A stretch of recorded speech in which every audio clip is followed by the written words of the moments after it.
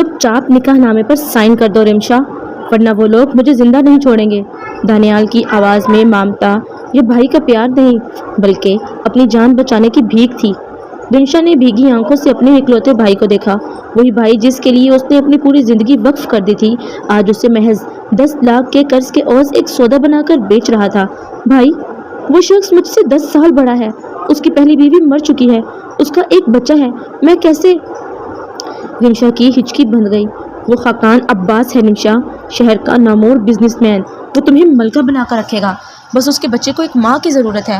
میرا قرض اتر جائے گا اور تمہاری زندگی سنور جائے گی، سائن کرو۔ دانیال نے سختی سے قلم اس کے ہاتھ میں تھمایا۔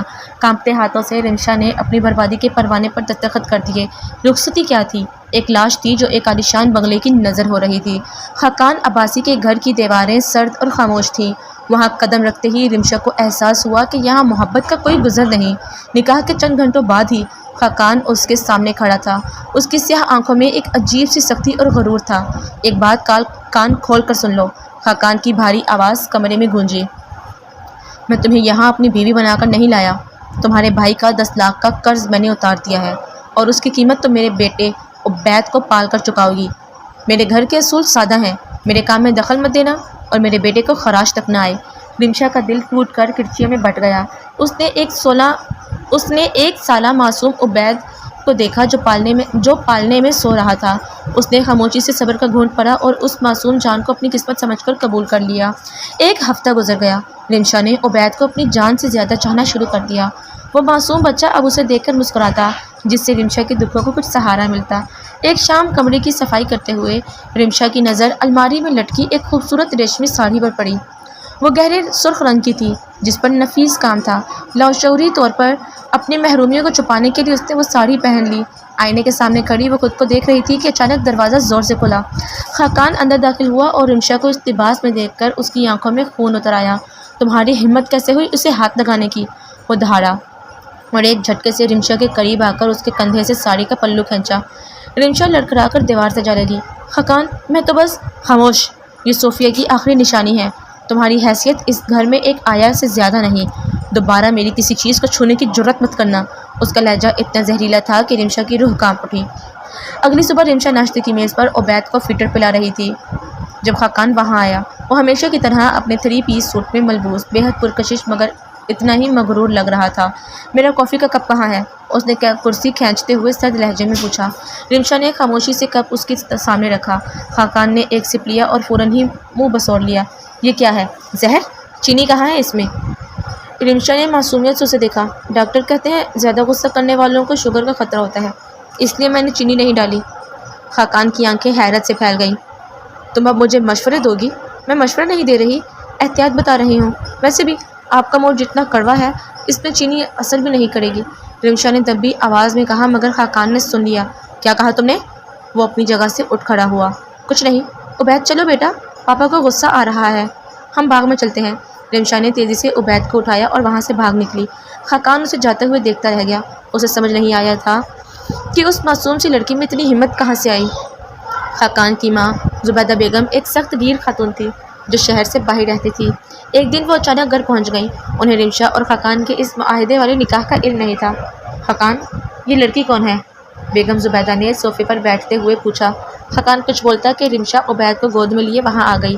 اس نے سادہ سا سوٹ پہنا ہوا تھا اور دوپٹہ سر پر سجا رکھا تھا۔ جی میں رمشا ہوں، اس نے دھیمی آواز میں کہا۔ بیگم زبیدہ نے اسے سر سے پاؤں تک دیکھا۔ خوبصورت تو ہے، مگر کیا یہ میرے پوتے کا خیال رکھ پائے گی؟ خاقان نے جتانا چاہا کہ یہ صرف ایک ضرورت ہے، مگر رمشا نے چہہ کر کہا، دادی جان، عبید تو میری جان ہے اور آپ فکر نہ کریں، میں آپ کے بیٹے کا بھی اتنا ہی خیال رکھتی ہوں، چاہے یہ کتنا ہی ہٹلر کیوں نہ بن جائے۔ خاقان کے حلق میں نوالا پھنس گیا۔ اس نے رمشا کو گھور کر دیکھا، مگر رمشا نے بڑی معصومیت سے اسے آنکھ ماری، جیسے کہہ رہی ہو ابھی چپ رہنا ہی بہتر ہے۔ ایک رات شدید بارش ہو رہی تھی۔ خاقان آفس سے لیٹ لوٹا تو پورے گھر میں اندھیرا تھا، بجلی جا چکی تھی۔ وہ اپنے کمرے کی طرف بڑھ رہا تھا کہ اسے لاؤنج سے رونے کی آواز آئی۔ اس نے فون کی ٹارچ جلائی تو دیکھا رمشا زمین پر بیٹھی عبید کو سینے سے لگائے رو رہی تھی۔ عبید کو شدید بخار تھا اور وہ سسکیاں لے رہا تھا۔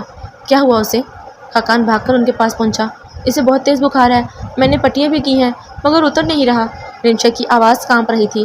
خاقان نے دیکھا کہ رمشا کے اپنے ہاتھ ٹھنڈے پانی کی وجہ سے نیلے پڑ رہے تھے، مگر مسلسل عبید کا ماتھا سہلا رہی تھی۔ گاڑی نکالو، ہم ہسپتال جا رہے ہیں، خاقان نے روب سے کہا، مگر اس بار اس کی آواز میں غصہ نہیں، فکر تھی۔ ہسپتال میں ساری رات رمشا عبید کا ہاتھ تھامے بیٹھی رہی۔ خاقان دور کھڑا اسے دیکھتا رہا۔ اسے پہلی بار احساس ہوا کہ یہ لڑکی جسے وہ محض ایک ملازمہ سمجھ کر لایا تھا، اس کے گھر کی روح بنتی جا رہی تھی۔ اگلی صبح جب عبید کا بخار اترا اور وہ سو گیا تو رمشا ہسپتال کی کرسی پر سر رکھ کر سو گئی۔ خاقان قریب آیا اور اس کا چہرے پر گرتی لٹ کو آہستہ سے پیچھے کیا۔ رمشا کی آنکھ کھل گئی۔ اپنے اتنے قریب خاقان کو دیکھ کر اس کی سانس رک گئی۔ آپ یہاں کیا کر رہے ہیں؟ اس نے ہڑبڑا کر پوچھا۔ خاقان نے فوراً ہاتھ پیچھے کر لیا اور اپنا وہی پرانا سخت لہجہ اپنانے کی کوشش کی۔ کچھ نہیں، بس یہ دیکھنے آیا تھا کہ عبید ٹھیک ہے یا نہیں۔ گھر چلو، بہت کام باقی ہے۔ وہ مڑا مگر پھر رکا۔ اور ہاں، ناشتہ کر لینا، ورنہ تم بے ہوش ہو گئی تو عبید کو کون سنبھالے گا؟ رمشا کے لبوں پر ایک چھوٹی سی مسکراہٹ آ گئی۔ صرف عبید کے لیے؟ خاقان نے اسے مڑ کر دیکھا۔ تمہارے سوال ختم نہیں ہوتے، چلو اب۔ وہ آگے بڑھ گیا، مگر اس کے دل کی دھڑکن آج کچھ مختلف تھی۔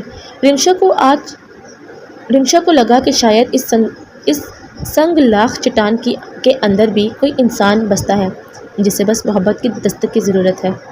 ہسپتال سے واپسی کے بعد گھر کا ماحول کچھ بدل سا گیا تھا۔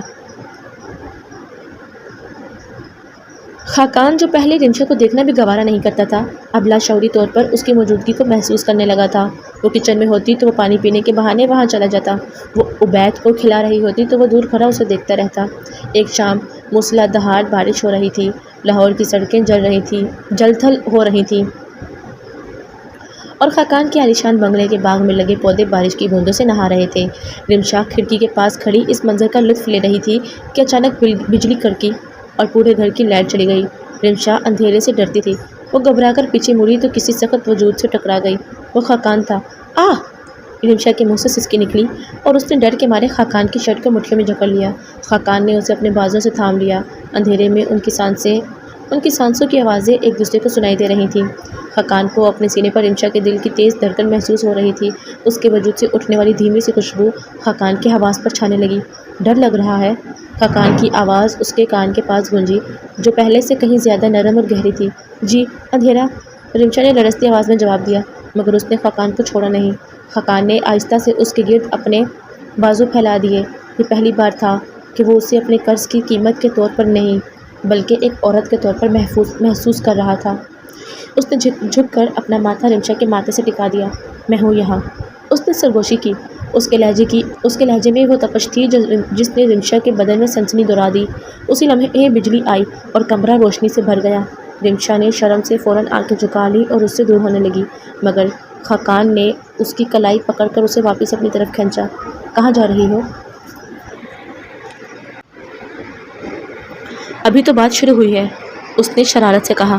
اس کی آنکھوں میں وہ غصہ نہیں تھا بلکہ ایک عجیب سی چمک تھی جس نے رمشا کو پانی پانی کر دیا۔ وہ عبید جاگ جائے گا، رمشا نے بہانہ بنایا۔ اس کا چہرہ سرخ ہو چکا تھا۔ خاقان نے اسے دیوار سے لگا دیا اور اس کے دونوں طرف ہاتھ رکھ کر اس کا راستہ روک لیا۔ عبید سو رہا ہے اور آج میں کسی بہانے کو نہیں ماننے والا۔ خاقان عباسی کی گرفت رمشا کی کلائی پر مضبوط تھی، مگر اس کی نظریں اس سے بھی زیادہ گہری تھیں۔ رمشا، جس نے ہمیشہ اسے ایک جلاد صفت انسان سمجھا تھا، آج اس کے لہجے کی نرمی سے پگھل رہی تھی۔ چھوڑے مجھے خاقان، کوئی دیکھ لے گا، رمشا نے نظریں چراتے ہوئے کہا۔ اس کا دل سینے میں ہتھوڑے کی طرح بج رہا تھا۔ خاقان کے لبوں پر ایک دلکش مگر مغرور مسکراہٹ رقص کرنے لگی۔ دیکھ لے گا؟ رمشا عباسی، اس گھر میں میری مرضی کے بغیر پرندہ پر نہیں مارتا، اور تم میرے نکاح میں ہو، کس سے ڈر رہی ہو؟ اس نے مزید جھک کر اس کی آنکھوں میں جھانکا۔ یا پھر خود سے ڈر لگ رہا ہے؟ رمشا نے ہمت جمع کی اور اپنی کلائی چھڑانے کی کوشش کی۔ ڈر کی بات نہیں ہے، بات تمیز کی ہے۔ آپ نے خود کہا تھا کہ میں یہاں صرف ایک آیا بن کر آئی ہوں، اب اپنی ہی بات سے مکر رہے ہیں۔ خاقان کا چہرہ ایک لمحے کے لیے بدلا۔ پرانی تلخی کی یاد نے اسے تھوڑا پیچھے ہٹنے پر مجبور کر دیا، مگر وہ خاقان عباسی تھا، ہارنا اس کی فطرت میں نہیں تھا۔ اس نے ہاتھ جیب میں ڈالے اور ایک قدم پیچھے ہو کر اسے گھوڑا۔ تمہیں لگتا ہے میں مکر رہا ہوں؟ اس کا لہجہ پھر سے سرد ہو گیا۔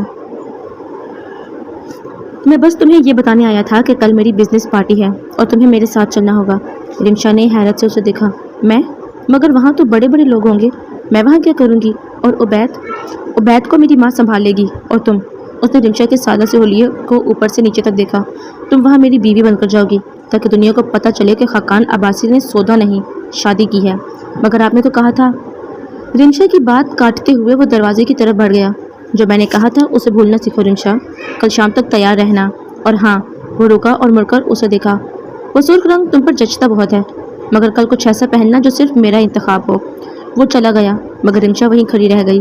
उसकी हिटलर वाली फितरत अभी भी बरकरार थी, मगर उसमें एक अजीब सी अपनायत की आमेजिश होने लगी थी।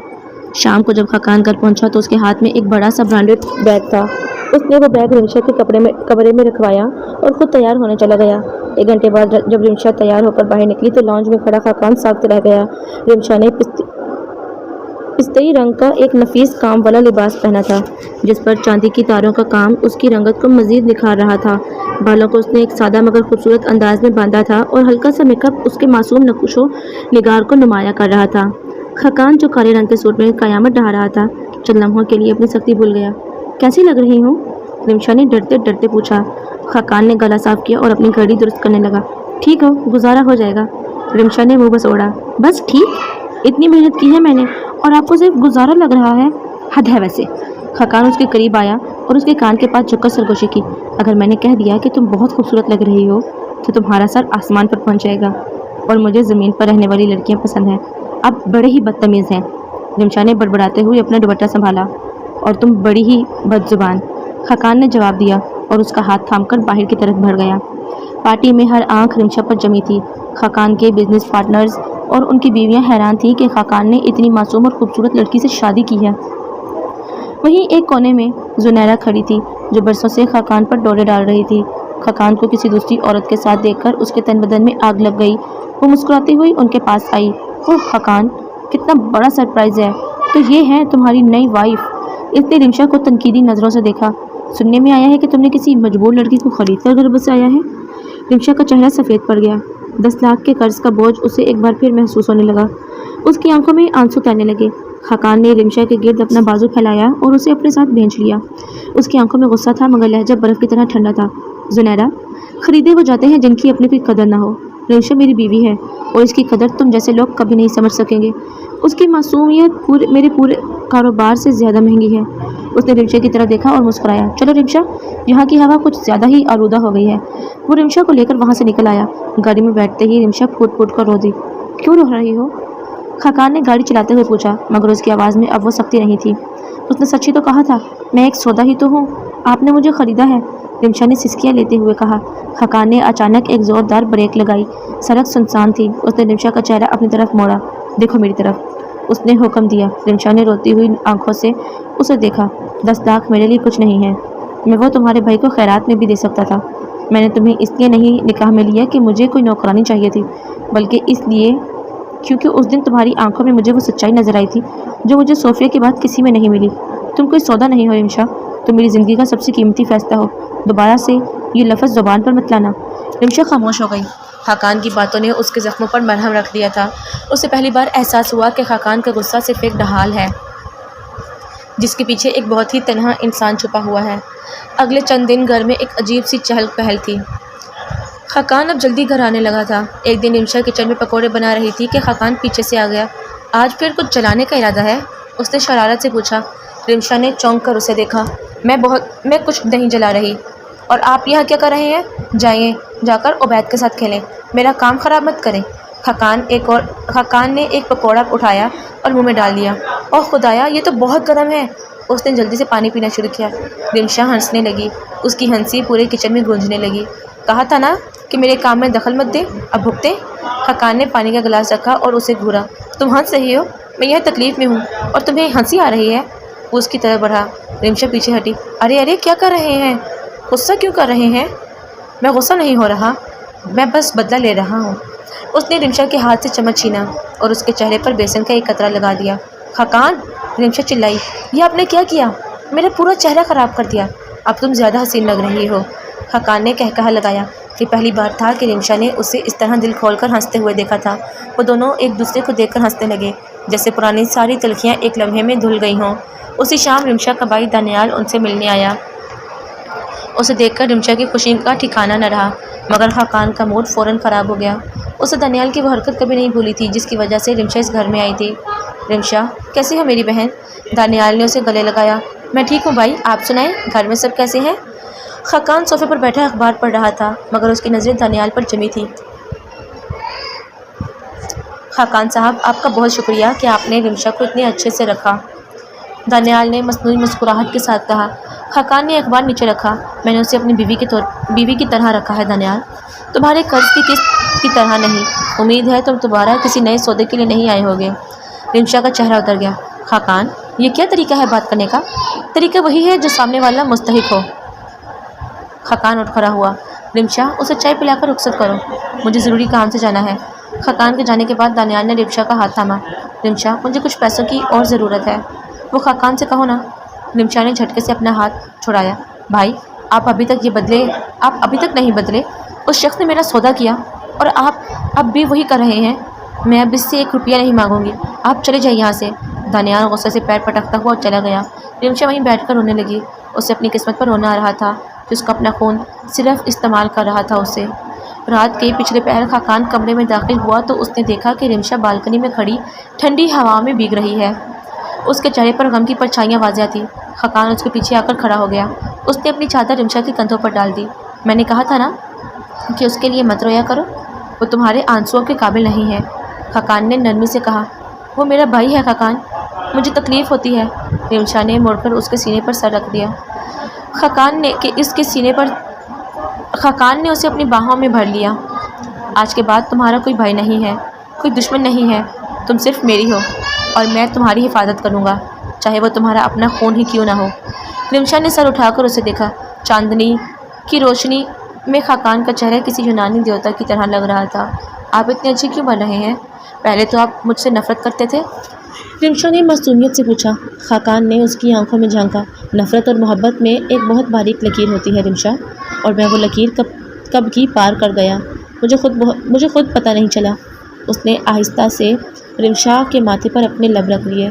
یہ بوسہ ایک عہد تھا، ایک نئے سفر کا آغاز۔ کیا آپ مجھے چھوڑیں گے تو نہیں؟ رمشا نے اس کی شرٹ کی آستینیں پکڑتے ہوئے پوچھا۔ خاقان نے اسے مزید خود سے قریب کر لیا۔ خاقان عباسی اپنی پسندیدہ چیز کسی کو نہیں دیتا، اور تم تو میری زندگی ہو۔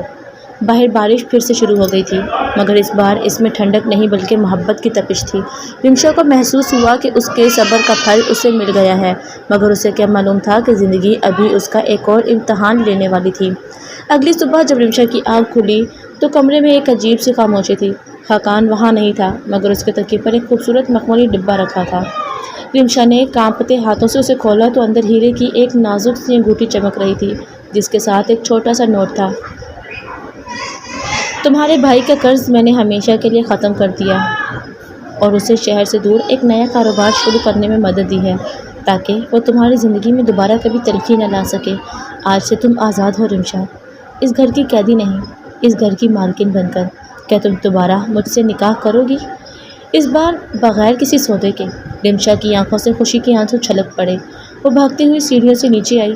لاؤنج میں زبیدہ بیگم عبید کو گود میں لیے بیٹھی مسکرا رہی تھی، اور خاقان سامنے کھڑا بے صبری سے اس کا انتظار کر رہا تھا۔ تو کیا جواب ہے تمہارا؟ خاقان نے اپنا مخصوص مغرور مگر اب محبت سے لبریز لہجہ اپنایا۔ رمشا اس کے قریب آئی اور شرارت سے بولی، پہلے یہ بتائیں، کیا اب بھی مجھے کڑوی کافی ہی ملے گی؟ خاقان نے ہنس کر اس کا ہاتھ تھاما اور سب کے سامنے اس کی ہتھیلی کو چوما۔ اب سے میری زندگی میں صرف وہی مٹھاس ہوگی جو تم بولو گی۔ کچھ ہی دنوں بعد اسی بنگلے میں دوبارہ روشنی کا بسیرا ہوا۔ اس بار کوئی سودا نہیں تھا، کوئی بوجھ نہیں تھا۔